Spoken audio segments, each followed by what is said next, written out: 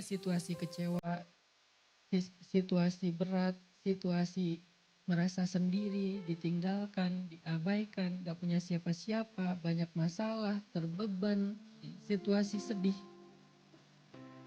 Dan dalam situasi itu, kunci untuk kita survive, kunci untuk dapat jalan keluar, kunci untuk dapat keajaiban itu cuma satu. Husnudzon kepada Allah. Berbaik sangka kepada Allah. Itu kunci, teman-teman. Dan kunci ini adalah kunci paling mudah.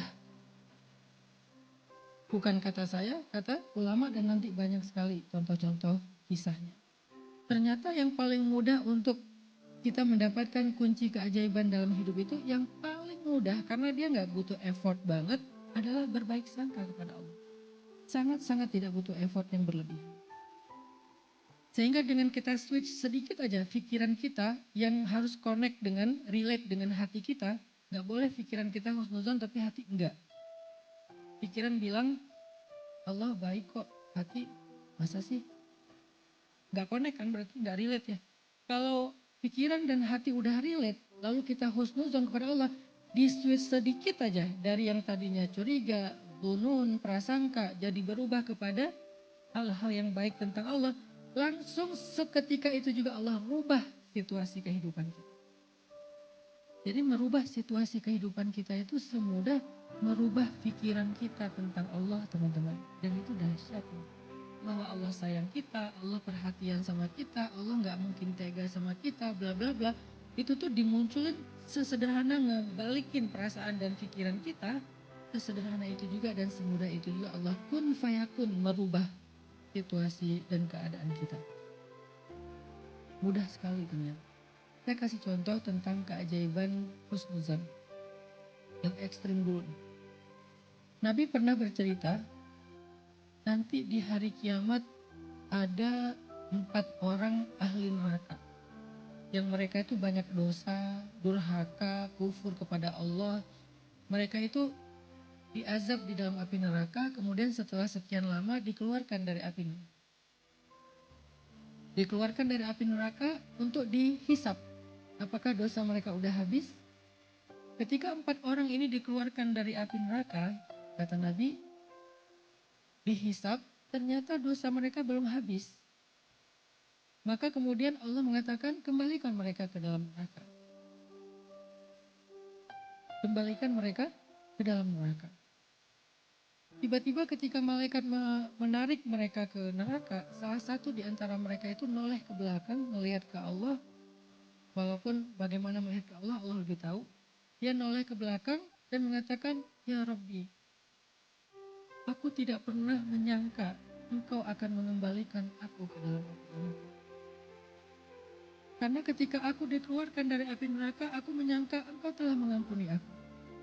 Engkau akan menyelamatkan aku dari api neraka. Engkau akan masukkan aku ke surga setelah ini. Aku gak pernah menyangka Engkau akan mengembalikan aku ke dalam api neraka. Cuma itu kalimatnya, menyangka.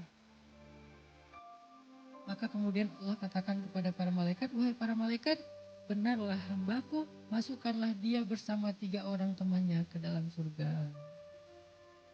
Hanya dengan dia berbaik sangka kepada Allah, yang harusnya dia adalah ahli neraka, tiba-tiba Allah ganti menjadi ahli surga. Sesederhana itu merubah situasi seseorang. Dari ahli neraka langsung berubah menjadi ahli surga.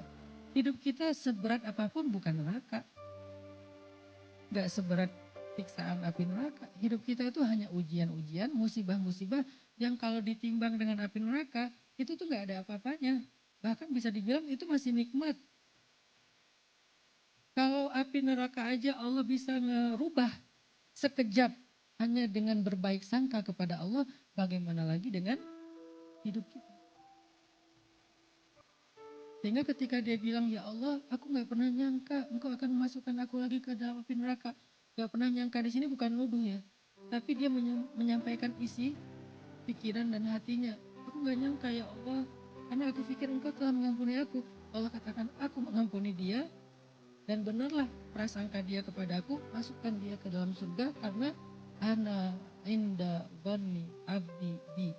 Aku tergantung prasangka hamba kepada aku. Mudah kan bergaul sama Allah? Gak ada cerita kegeeran tuh, gak ada. Kayaknya aku kegeeran deh. Merasa Allah perhatian, ternyata enggak. Merasa Allah kayaknya sayang banget sama aku, ternyata enggak. Gak ada cerita ke Allah tuh kegeeran kitanya tuh gak ada. Karena semakin baik prasangka kita kepada Allah, maka seperti itulah Allah kepada kita, bahkan lebih. Kegeeran itu hanya muncul dalam bergaul dengan manusia. Dan seringnya memang kayak gitu. Memang kitanya aja yang GR. Aku kira dia baik sama aku kira dia bakal maafin aku kira ini kan zon, prasangka kan? Dan kita selalu aku kira yang baik-baik tentang orang lain, dan seringnya, walaupun gak selalu, seringnya kecewa. Karena dia ternyata gak kayak gitu. Aku kira dia pengen nolongin aku, ternyata manfaatin. Aku kira dia jujur, ternyata dia dusta. Aku kira dia amanah, ternyata dia khianat. Aku kira dia tulus, ternyata ada udang di balik batu. Aku kira, selalu aku kira yang zon, yang husnuzon, tapi seringnya kecewa. Walaupun kita tetap disuruh berhusnuzon kepada manusia. Tapi beda halnya ketika kita aku kira Allah itu titik, itu beda.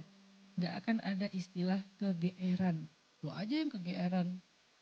Emang Allah kayak gitu? Gak ada. Aku tergantung prasangka hambaku kepadaku. Sesederhana itu bergaul sama Allah. Mudah.